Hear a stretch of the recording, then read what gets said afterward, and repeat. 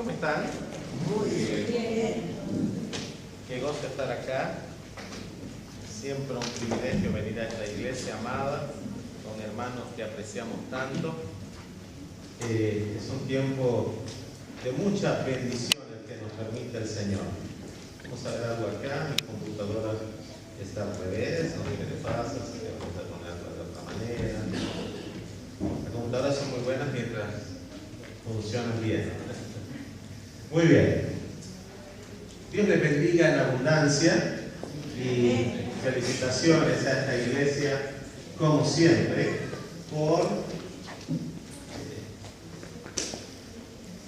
por siempre tener palabra de Dios. A mí me gusta mucho hablar de la iglesia, esta pequeña iglesia aquí en el departamento de San Miguel, en la localidad de Muñiz, porque es una iglesia que tiene una visión grande. Amén. Porque la palabra es el centro, y toda iglesia cuyo centro es la palabra es una iglesia de visión bien grande. Así que Dios les bendiga en este esfuerzo para que la palabra que trae hoy pueda transformar vidas. No sé, ustedes no siguen tal vez el año litúrgico como otras iglesias, pero hoy es en el calendario litúrgico, hoy es el día de Pentecostés. Así que hace 50 días celebramos la Pascua de Resurrección y hoy recordamos ese evento glorioso cuando Dios derramó su Espíritu sobre la iglesia. Interesante que la porción de la Escritura que vamos a trabajar hoy nos habla precisamente del Espíritu y de cómo el apóstol Pablo desafía a la iglesia o a las iglesias de Galacia a contestar una pregunta retórica importante, y es: ¿cómo recibieron ellos el Espíritu? ¿Recibieron el Espíritu por haber hecho las obras de la ley, o recibieron el Espíritu por haber creído al Evangelio en fe? Ahora bien, ustedes la semana pasada ya vieron la introducción a la carta a los Gálatas, y yo no tengo mucho que decirles porque ya ustedes saben de qué vamos a hablar, gracias a Dios. Sin embargo, quiero remarcar 4 o 5 cosas importantes de la carta a los Gálatas que son necesarias para entender la palabra que vamos a estudiar hoy. Primero, la carta a los Gálatas es una defensa agresiva del apóstol Pablo, no solo de la libertad cristiana, sino que es una defensa agresiva del Evangelio. Amén. Yo quiero decirles esto porque a veces pensamos que Pablo estaba peleando en la iglesia por la iglesia de los Gálatas por un asunto de libertad cristiana. Y si bien es cierto que el asunto de la libertad cristiana está presente en la carta a los Gálatas, la carta a los Gálatas es una carta de defensa al Evangelio.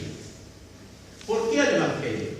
Porque lo que estaba en juego en Galacia no era si los creyentes debíamos estar sujetos a la ley o no.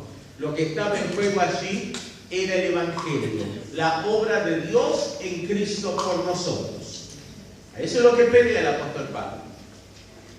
Otra cosa que es bueno leer en la carta a los Gálatas y entender es que el apóstol Pablo está diciendo que él tiene un mensaje que recibió de Jesucristo mismo, que puede ser que trastorne las ideas que algunas personas hasta ese momento tenían.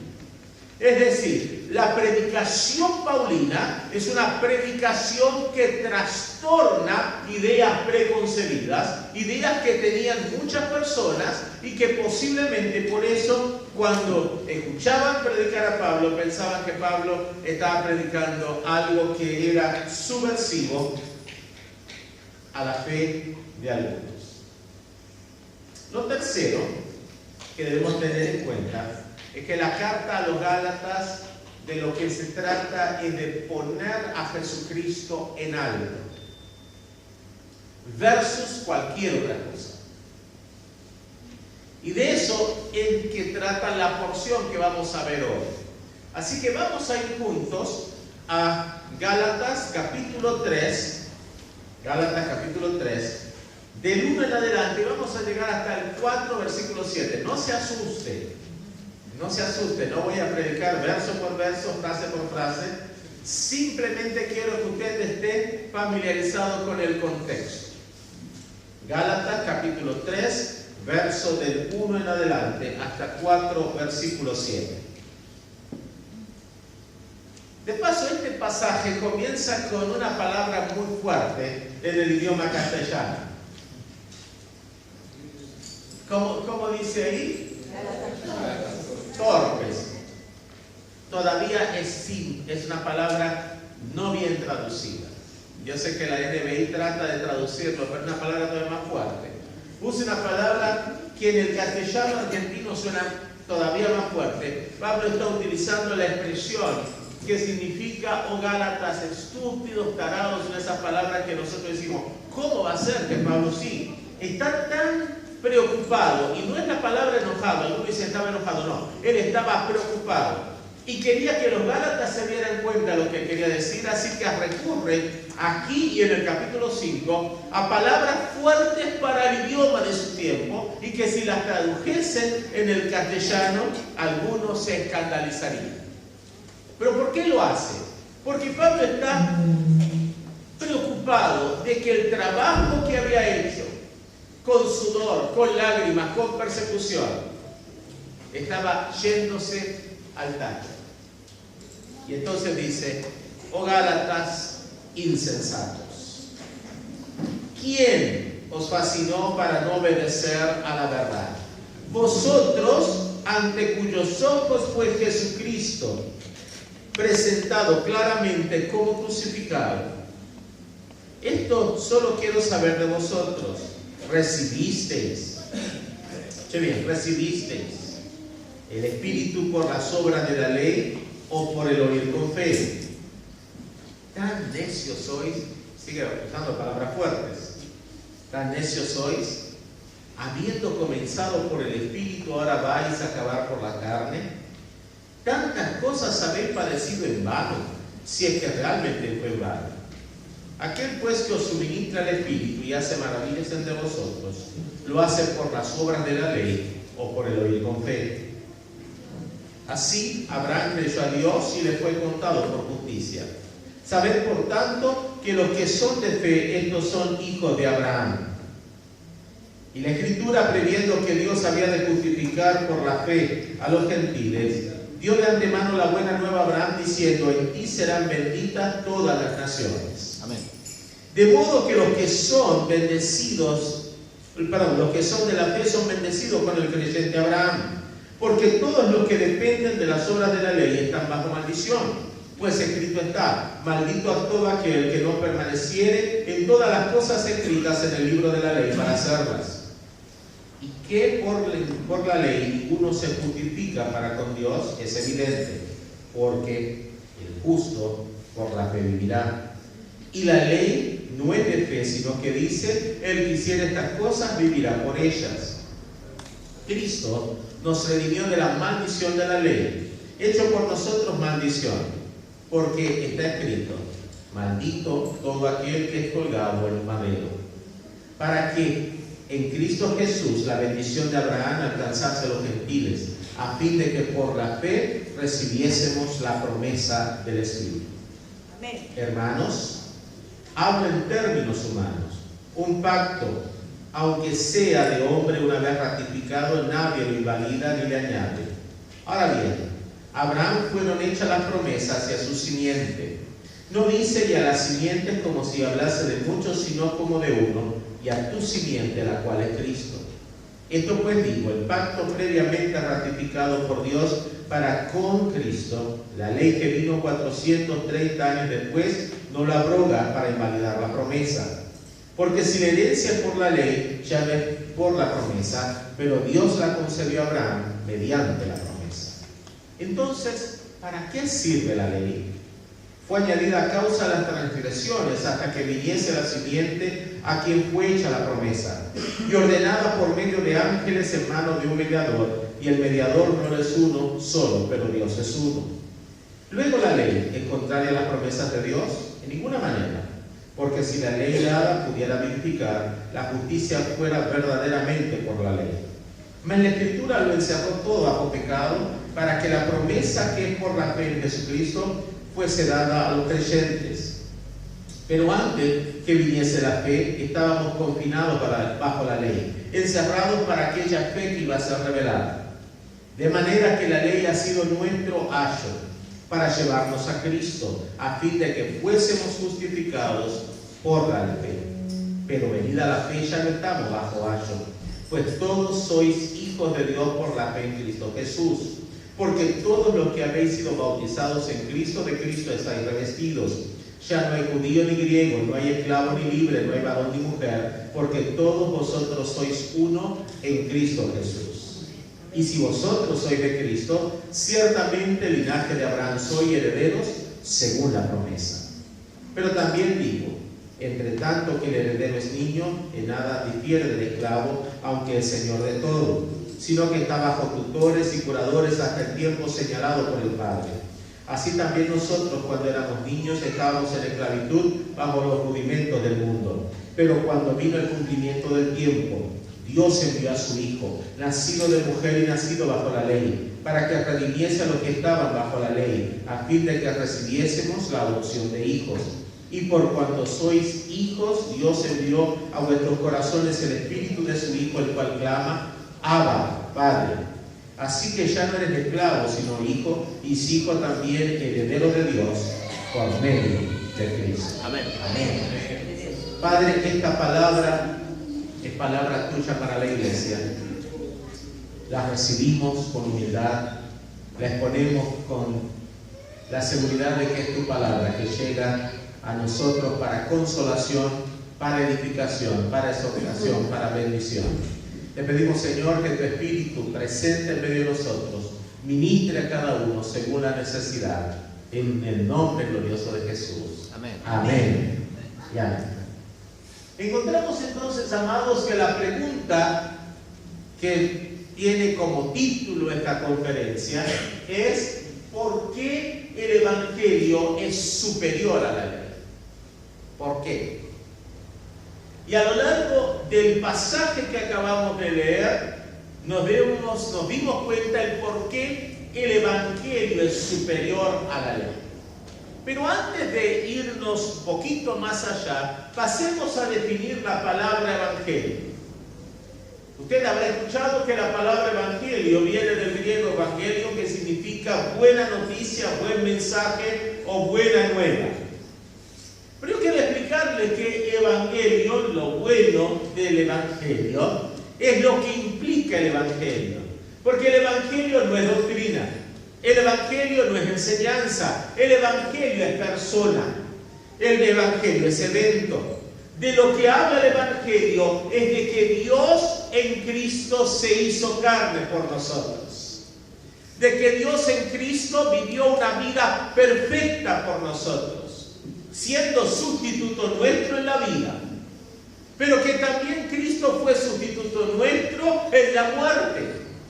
Tomó nuestro lugar, murió por nosotros, resucitó por nosotros, siendo precursor nuestro en la resurrección. Es también el Evangelio, es Dios ascendiendo en cuerpo, alma y espíritu al cielo, glorioso por nosotros, entronizado por nosotros, intercede por nosotros y un día volverá por nosotros. Amén. A eso le llamamos la buena noticia. Ese es el Evangelio. Y eso es lo que estaba en juego en la carta a los Gálatas. Por eso el apóstol dice: no es que haya otro evangelio, sino que hay algunos que lo pervierten, porque si un ángel o nosotros mismos predicásemos otro evangelio que Cristo, entonces seríamos ¿qué?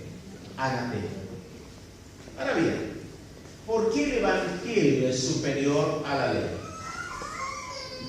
Primero que debemos entender nosotros es que la carta a los Gálatas fue escrita con el propósito de establecer la superioridad del Evangelio sobre el sistema levítico. Es decir, para establecer que Cristo y su obra es superior a todo lo que la ley podía haber hecho por un ser humano. Esto es lo importante de la carta a los Gálatas. Lo que Pablo está diciendo es que la ley no podía tener los alcances de la obra de Cristo. Así que la ley no puede ser superior al Evangelio, porque el Evangelio es Cristo y su obra, y eso es superior a cualquier cosa antes establecida.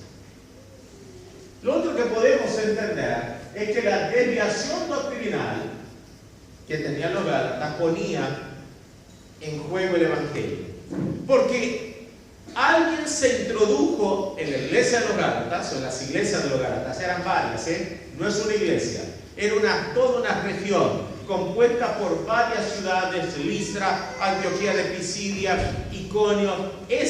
Todas esas iglesias habían sido expuestas a esta herejía. Algunas personas se introdujeron en la iglesia y convencieron a los Gálatas de que para poder ser salvos debían adoptar el sistema levítico, todo el sistema del Antiguo Testamento, y convertirse prácticamente en judíos. Y el apóstol Pablo dice: esta desviación doctrinaria pone en jaque el Evangelio, y lo que está en juego aquí es la autoridad que la obra de Cristo tiene para salvar, santificar y restaurar la vida de una persona. Entonces, ¿por qué el Evangelio es superior a la ley? Porque la ley no tiene autoridad para salvar ni para vivificar, y Cristo por su obra santifica, transforma, vivifica, perdona, restaura, hace cosas nuevas. Tercero, Pablo le quiere decir a los Gálatas que deben volver corriendo a la fe primaria en la obra de la cruz, porque allí está la fuente de bendición para el creyente. ¿Escucharon eso? El creyente es bendecido solo en Cristo, solo por su obra. La carta a los Gálatas defiende la idea y defiende el poder de que Cristo es la fuente de toda gracia, de toda bendición para el creyente. En Cristo hemos recibido toda bendición en los lugares celestiales. ¿Sabía usted eso? Toda bendición de Dios está en Cristo. Y Pablo está estableciendo en la carta a los Gálatas la superioridad del Evangelio, del Evangelio como fuente de bendición. ¿Usted quiere ser bendecido? ¿Quiere ser bendecido? ¿Sí? Pues si usted quiere ser bendecido, ¿cuál es la primera opción que tiene? Cristo. Porque Cristo es la fuente de toda bendición en los lugares celestiales. Toda bendición viene ¿de quién? De Cristo. Cristo es vida. Cristo es perdón. Cristo es misericordia. Cristo es elección. Cristo es adopción, como vamos a ver dentro de un ratito. Cristo es todo. En Él estamos completos. Y en Él no nos falta nada. Cristo es la plenitud de Dios en cuerpo. No sé qué le pasa al sistema, pero está confabulándose contra el Evangelio.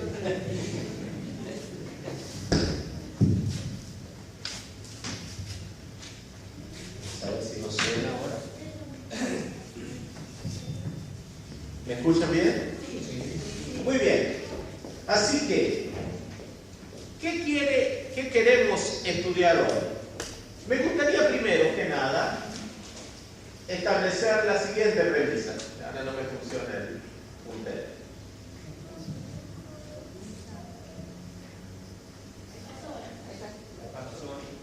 Acá.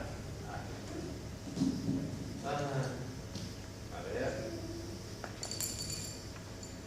Ahí está. Bien. Vamos a ver los primeros versos en Gálatas 3, del 1 al 4. Se nos hace la siguiente pregunta. ¿Cuál es la pregunta? ¿Cómo se recibe el Espíritu? ¿Cómo se recibe el Espíritu? El apóstol Pablo les dice a ellos: bueno, vamos a empezar. Ustedes quieren entender por qué yo estoy tan preocupado por ustedes. Y la primera pregunta es: ¿por qué y cómo se recibe el Espíritu. Y el apóstol Pablo quiere que sepan que el Espíritu Santo no viene al creyente por obediencia, sino como una obra gratuita del Evangelio en la vida. ¿Escuchó eso? ¿Cómo somos llenos del Espíritu? Hoy es día del Pentecostés. Celebramos o recordamos que Dios nos habitó en el Pentecostés.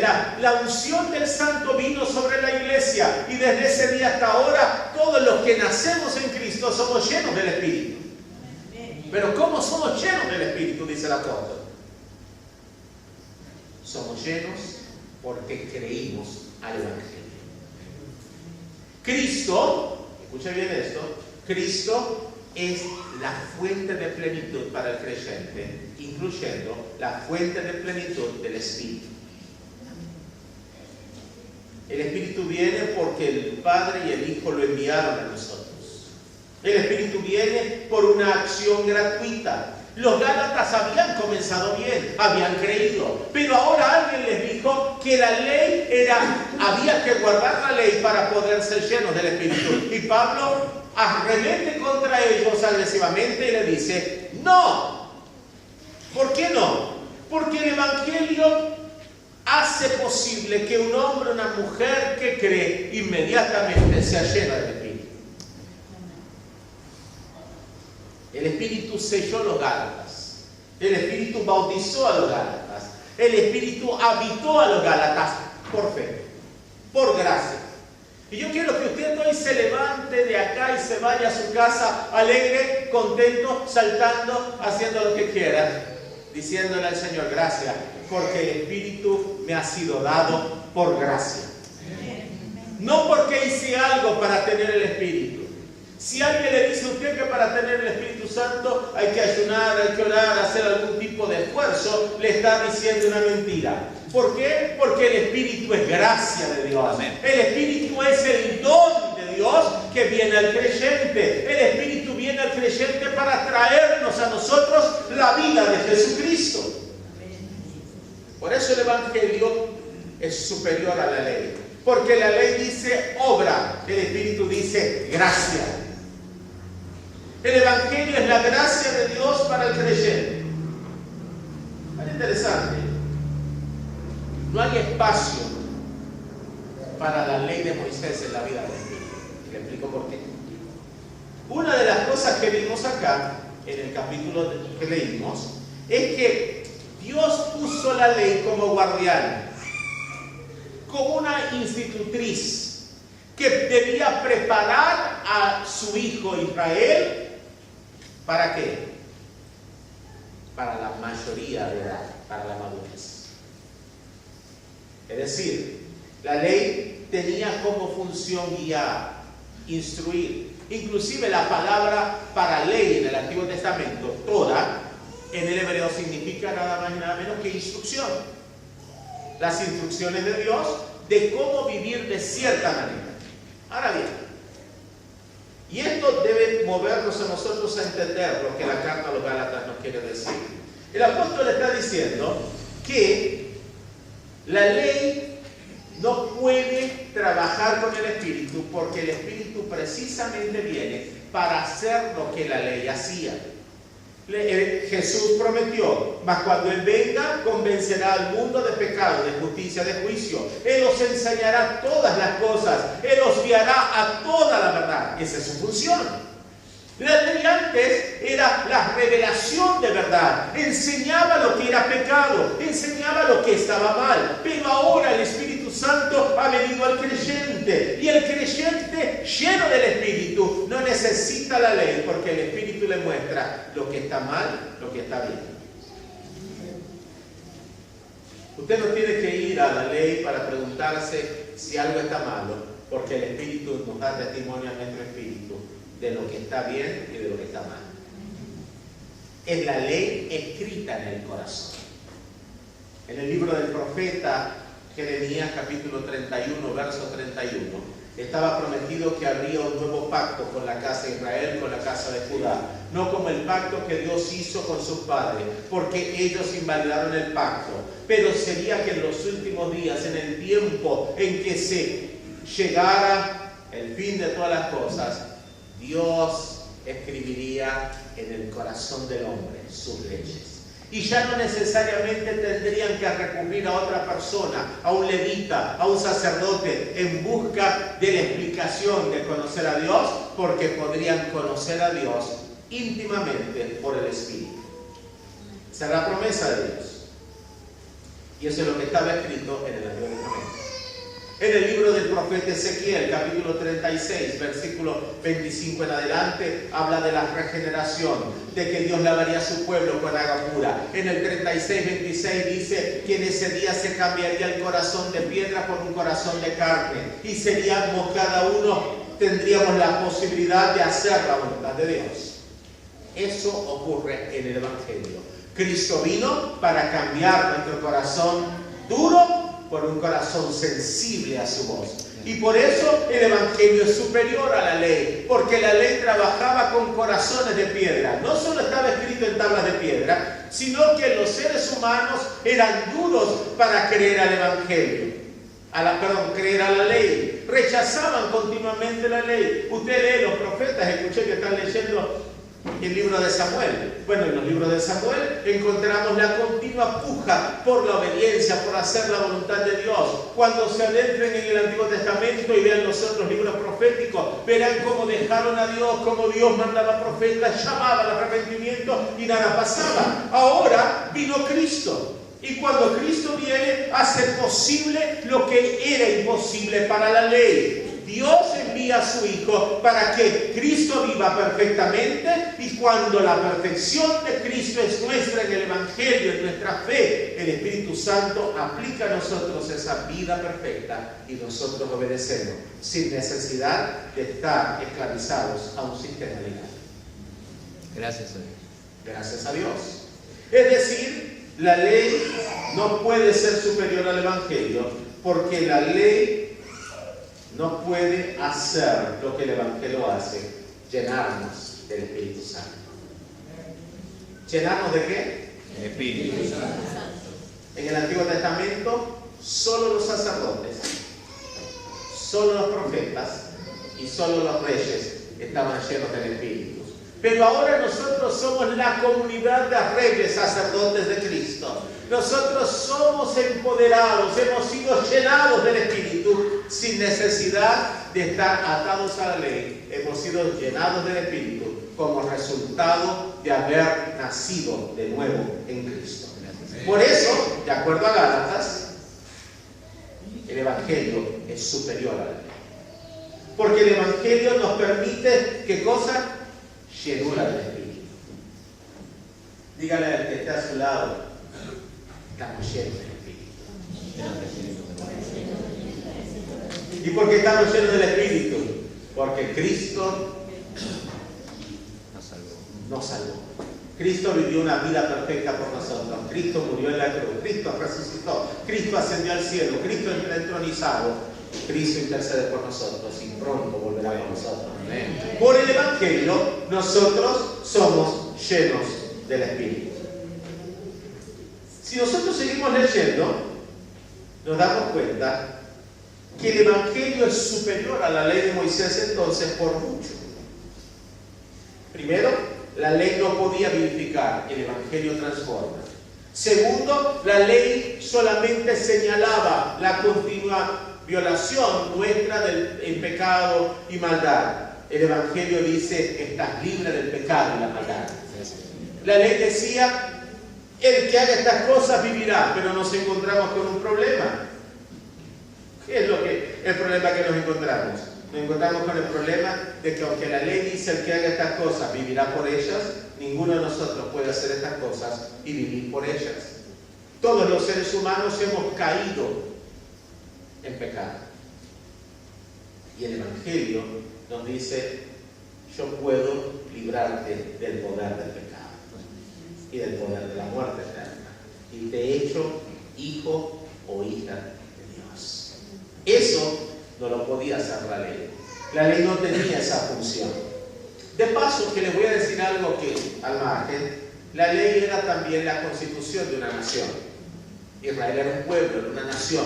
Y la ley era su constitución. Era la forma como debían vivir en sociedad. Nosotros los gentiles no somos de esa nación, no somos de ese pueblo, por lo tanto no podemos estar sujetos a una ley que estaba dirigida a un pueblo con necesidades particulares en un contexto socioeconómico particular. Y esto es bien importante. Yo veo gente que quiere vivir bajo la ley. Celebran fiestas,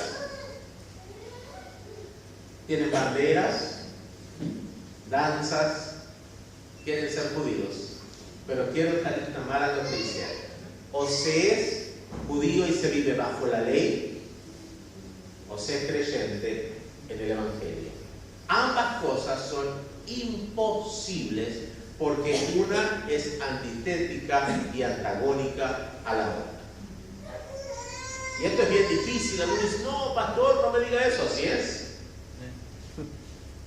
Ahora, ¿por qué la ley?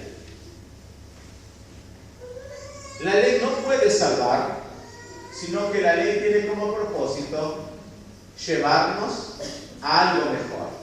¿A qué? Hacer que lo que era imposible para nosotros lo podamos nosotros lograr en Cristo. La ley exige obediencia perfecta. ¿Sabía usted de eso? La ley exige ¿qué? Obediencia. El que haga estas cosas vivirá por ellas. Pero yo no puedo vivir perfectamente la ley. Siempre me faltará un 5 para cumplir la ley. ¿Por qué? Porque aunque pueda guardar lo exterior de la ley, Jesús dijo que el problema del ser humano no es lo exterior, es lo interior. Dos ejemplos, Nicodemo y el joven rico. Ambos eran obedientes perfectos de la ley y sin embargo ambos se acercaron a Jesús en busca de respuesta a su inquietud espiritual. Nicodemo era un gran maestro de la ley, pero no conocía el espíritu de la ley, al punto que Jesús le dice, escúchame Nicodemo, vos sos maestro en Israel y no sabes estas cosas, es decir, perdiste todo tu tiempo en el seminario si no sabes esto. Pero claro, no lo podía entender, porque estaba cegado por la letra de la ley. El joven rico, Jesús le dice, guarda los mandamientos, y él le dice, ¿hay alguno nuevo que yo no conozca? Y Jesús le dice, no, son los mandamientos, tal, no, todos los he guardado de mi juventud.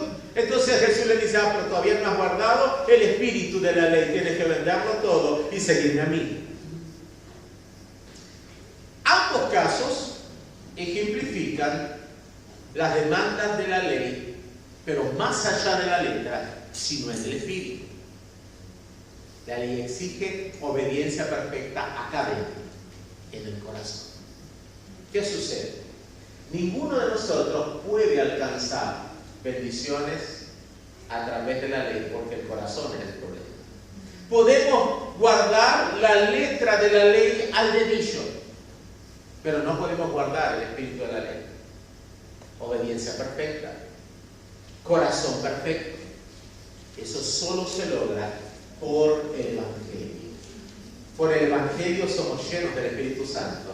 Por el Evangelio aceptamos cada palabra y cada promesa, cada palabra y cada promesa, y entonces podemos vivir en libertad total. Entonces, ¿por qué el Evangelio es superior? Porque la ley no puede salvar. Cristo sí puede salvar. Cristo salva del pecado. Cristo salva de la condenación del pecado. Cristo nos libra de la maldición del pecado y de la maldición que la ley da sobre aquel que no cumple la ley. Mire cómo era la ley. El que haga estas cosas vivirá por ellas. Pero al que no hacía tal cosa, maldito el que no haga las cosas escritas en la ley. ¿Qué sucede? Cada ser humano que ha intentado guardar la ley se ha encontrado en la imposibilidad de hacerlo. Por lo tanto, ¿es un qué? Maldito. Un maldito.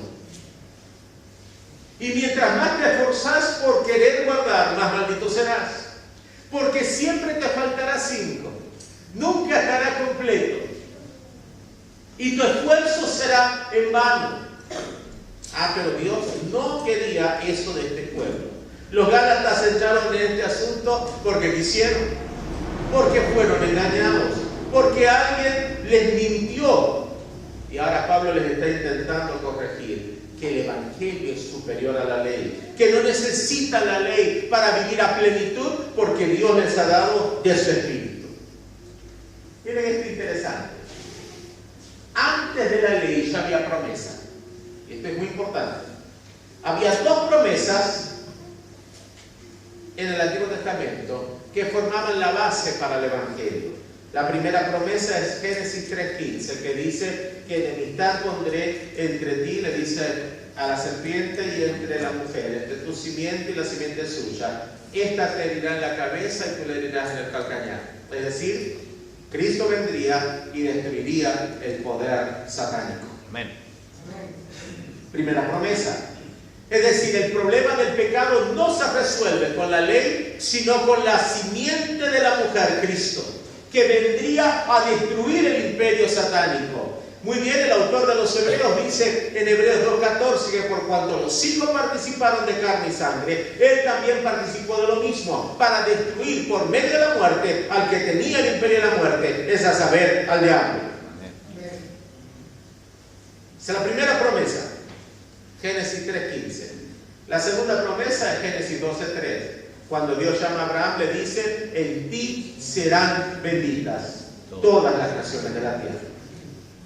Entonces, la ley vino para preparar el camino, para mostrarle a los seres humanos la incapacidad de salvación que tenemos y para mostrarles lo único que puede salvar: Cristo Jesús, la simiente de la mujer, la simiente de Abraham, el Cordero de Dios que quita el pecado del mundo. Cristo Jesús, el nuevo templo. Cristo Jesús, el nuevo pacto. Cristo Jesús, la nueva redención. Cristo Jesús, la libertad plena. Cristo Jesús, el todo en todo para salvación.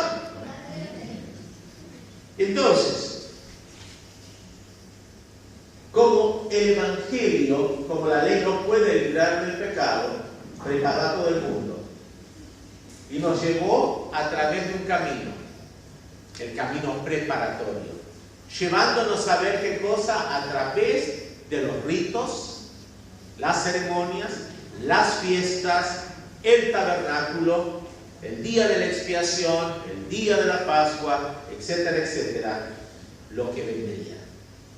Limpieza total en Cristo. La ley no puede limpiar, la ley no puede perdonar, inclusive la ley no tiene sistema perdonador. Me muero de la risa con algunos que creen que la ley puede perdonar. La ley no puede perdonar. En la ley el perdón era siempre a través de un sustituto, el animal que moría en el lugar del penitente. La ley simplemente ejecuta la sentencia: muerte al pecador. Pero Cristo vino para que nosotros pudiésemos tener seguridad de que hemos sido perdonados. ¿Y cómo sabemos que hemos sido perdonados? El Espíritu Santo nos fue dado. Fuimos sellados con el Espíritu. Algunos piensan que el Espíritu es posesión del hombre. Y hablan del Espíritu como si fuera la posesión del hombre. Y es todo lo contrario. El Espíritu dice que yo y vos y nosotros somos posesión divina. Yo no poseo el Espíritu nos posee. Yo no tengo el Espíritu me tiene. Yo no tengo los dones, Él es el don. Y los dones que puedo tener son el resultado de que soy posesión divina por medio de Cristo. Por eso el Evangelio es superior a la ley. Ahora bien, hay otra razón por la cual el Evangelio es superior a la ley. El Evangelio produce filiación. Y solamente el Evangelio produce filiación. La ley no puede hacernos hijos. La ley simplemente señala pecado. La libertad para ser hijos de Dios viene por medio de Cristo. La ley no te hace hijo. Todos los que creen en la ley viven y mueren en pecado. Solamente, escuche bien, solamente Cristo nos hizo partícipes de su propia filiación y Él nos ha hecho a nosotros con Él coherederos, hijos del Padre con Él. Aleluya. ¿No le da gracias a Dios? Amén. Escuche esto.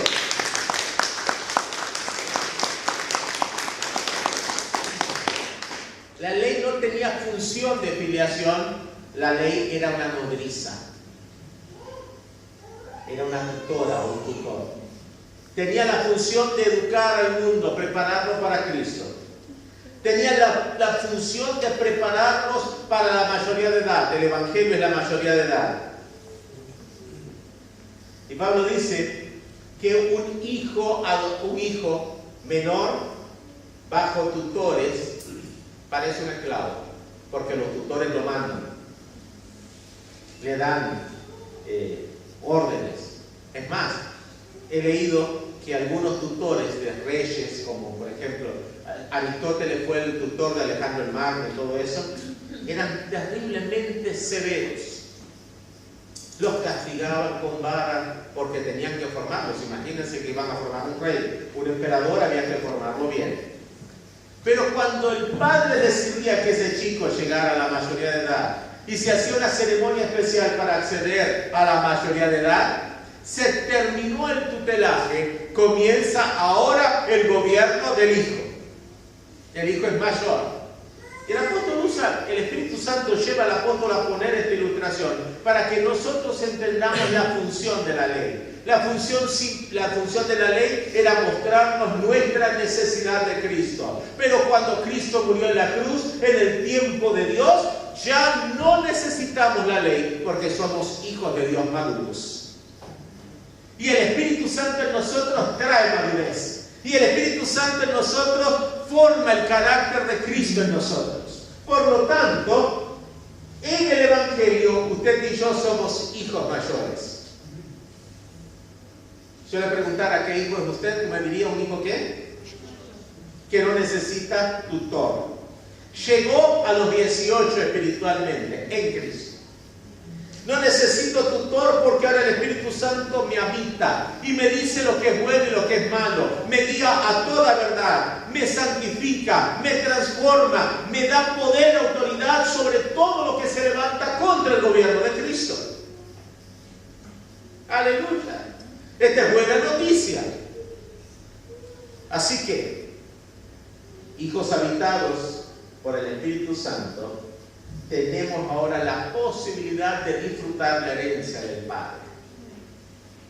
Cuando un hijo está bajo tutelaje y está bajo la tutoría de el tutor, el curador, no puede disponer de la herencia. Esa persona le dice: esto es lo que te vamos a dar por esta semana, pero cuando llega a la mayoría de edad y accede a la herencia, se terminó que le digan qué hace con lo que el Padre le dejó. De esa manera, ahora vos y yo hemos sido llenados de la herencia de Dios. Hemos recibido toda buena dádiva y todo don perfecto que procede del Padre de lo alto, en el cual no hay mudanza ni sombra de variación, el cual nos hizo renacer por la palabra de verdad y nos hizo primicia de sus criaturas. Somos hijos primogénitos con Cristo. Disfrutamos con Cristo de la herencia, del poder, de la gloria del universo. Todo eso es nuestro ya, aquí, ahora. Por lo tanto, el Evangelio es superior a la ley. En la ley solo hay condenación, en Cristo hay solo bendición. En el Evangelio hay muerte, en Cristo solo hay vida y vida en abundancia. En la ley hay restricción, en el Evangelio hay libertad. No libertad para pecar, libertad para vivir. No libertad para hacer lo que queremos, sino libertad para disfrutar del poder de Dios que nos ha sido dado en Cristo. ¿No le gusta eso? Y eso es lo que nos permite a nosotros vivir esto que el apóstol quería en Gálatas. Pablo le está diciendo a los Gálatas: el Evangelio es muy superior a la ley. No vuelvas a la ley, hermano Gálatas, le dice Pablo a él. Porque si volvés a la ley te perderás la bendición de disfrutar la herencia a la cual tenés derecho. ¿Cuál es la herencia del creyente? 3 cosas surgen del texto de Gálatas. La primera cosa que es herencia del creyente es la vida eterna. Cristo lo ganó por nosotros, estamos ya incluidos en la vida eterna, aquí y ahora. Por eso cuando usted y yo morimos no nos pasa mucho, porque ya estamos en la vida eterna, continuamos en la eternidad. El que no es de Cristo tiene un problema cuando muere, pero cuando nosotros morimos estamos en nuestra identidad, en la vida eterna.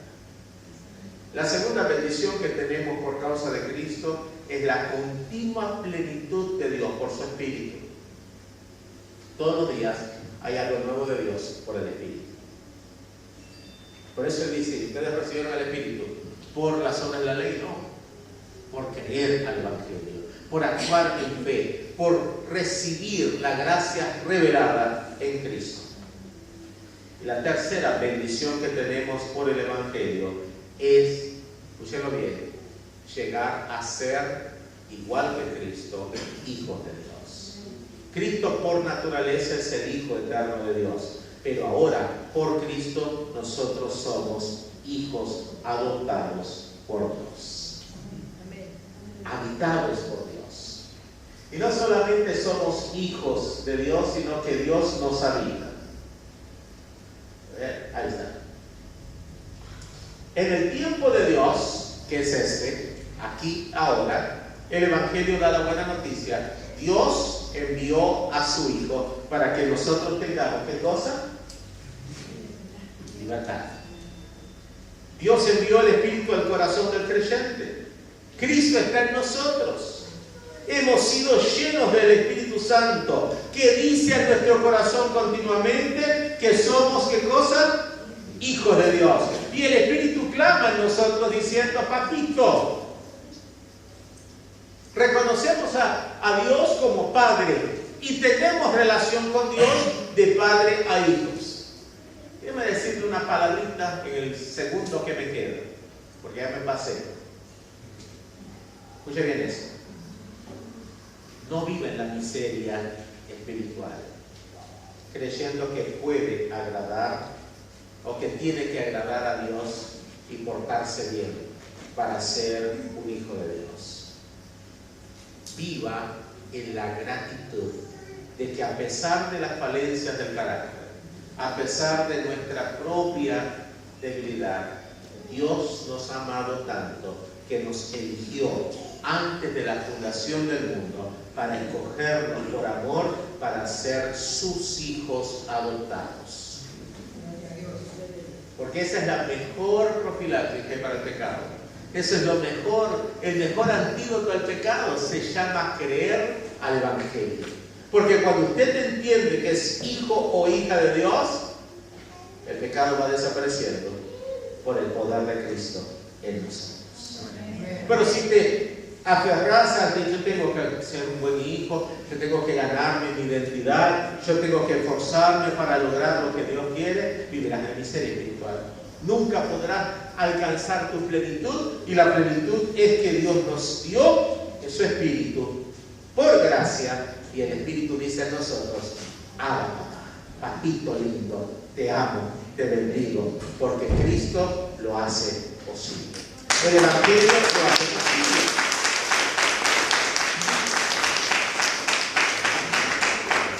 Gloria a Dios. Gloria a Dios. Por eso el Evangelio es superior a la ley. La ley no me podía hacer hijo. La ley solamente me decía, esto es lo que exige Dios y si no lo cumplís, chao. Pero el Evangelio dice, esto es lo que dice Dios. Porque de tal manera amé al mundo, di a mi Hijo unigénito para que todo aquel que en él cree no se pierda, mas tenga vida eterna. El Evangelio es superior a la ley porque la ley dice el que no persevere en este libro de la ley y las cosas escritas en él, muerte eterna. El Evangelio dice a pesar de Mi Hijo Jesús murió para que tengas vida eterna. Ahora, amado hermano, el Evangelio es superior, porque el Evangelio nos dice: Cristo en nosotros, la esperanza de gloria. Claro, la ley no me podía dar esperanza, la ley solamente me condenaba. El Evangelio me da esperanza de gloria y seguridad de salvación. Esto es lo que Pablo argumenta en Gálatas. Por eso Pablo está furioso, está desaforado. ¿Cómo los Gálatas han hecho eso? Porque claro, el Evangelio estaba en entredicho.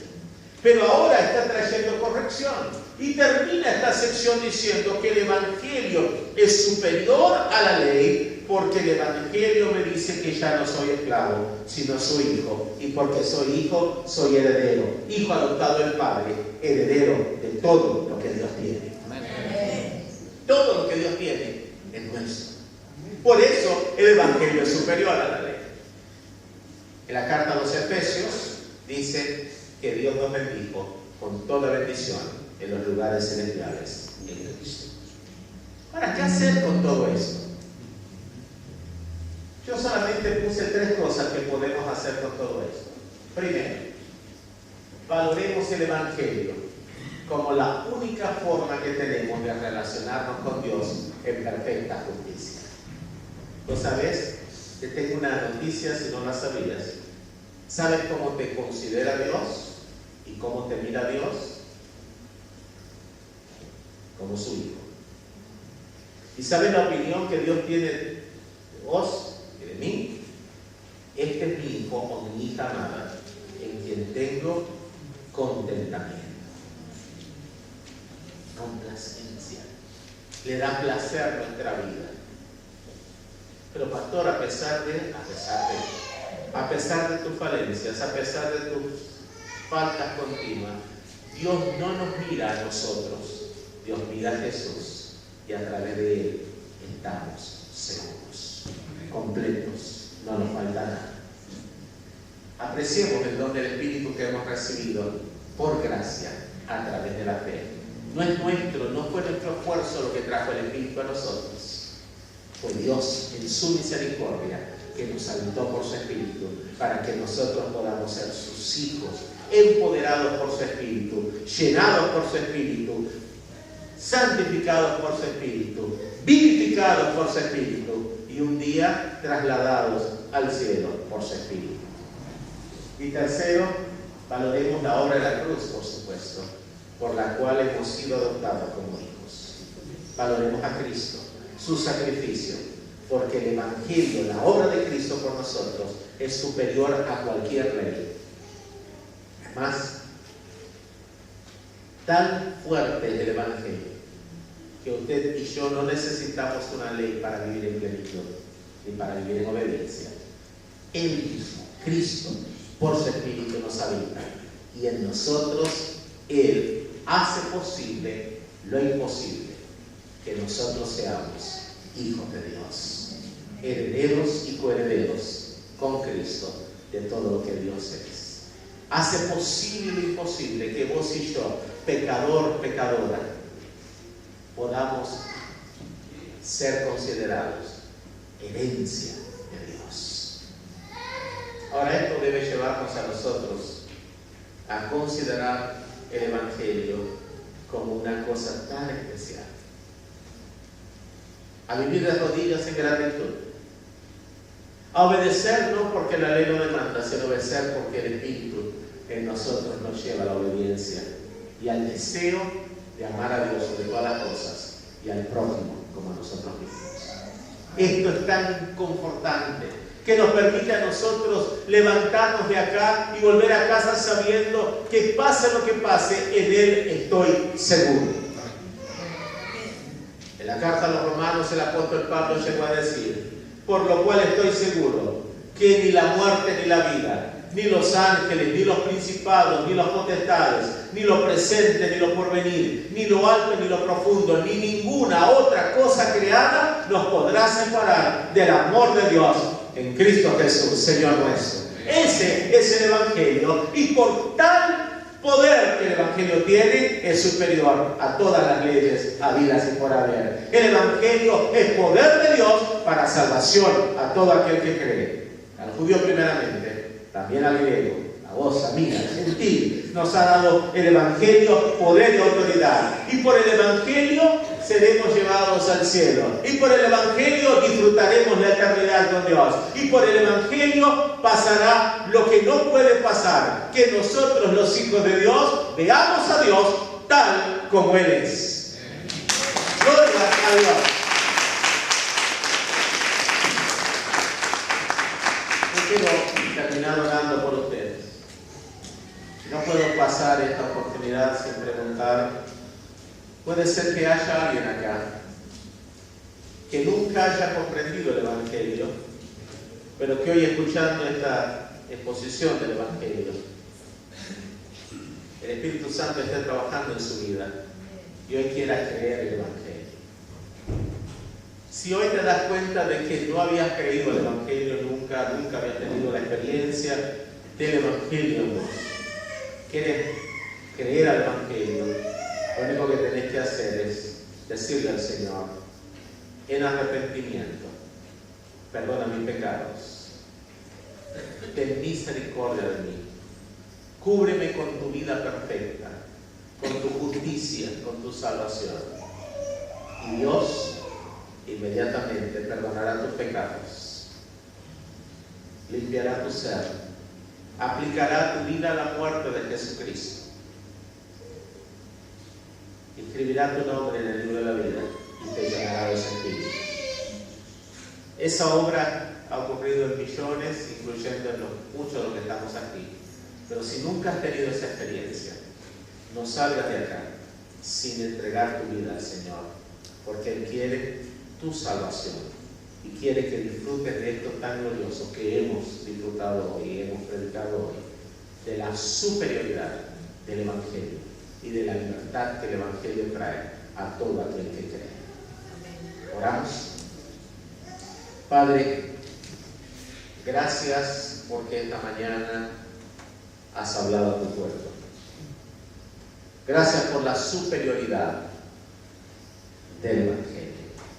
Gracias porque en la carta a los Gálatas ha quedado bien establecido que el Evangelio es superior, porque el Evangelio es Cristo y su obra en nuestra vida. Padre, perdónanos si en algún momento nos hemos desviado.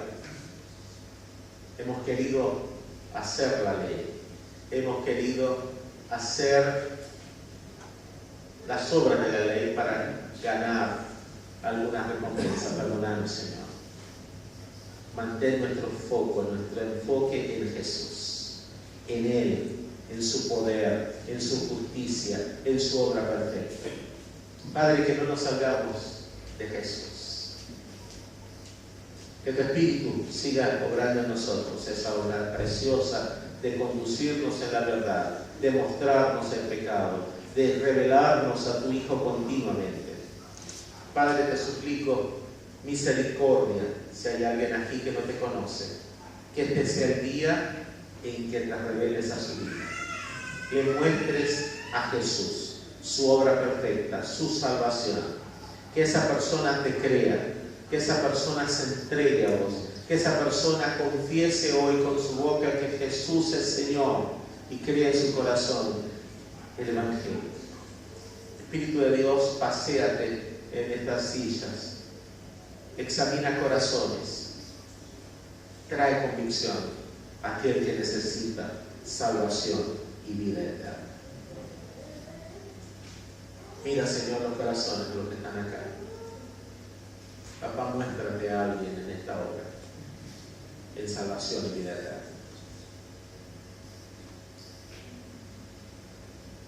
Aleluya. Examina a Dios, examina vidas, trae convicción de pecado, arrepentimiento. Sí, Señor. Oh, te bendecimos, mi Dios.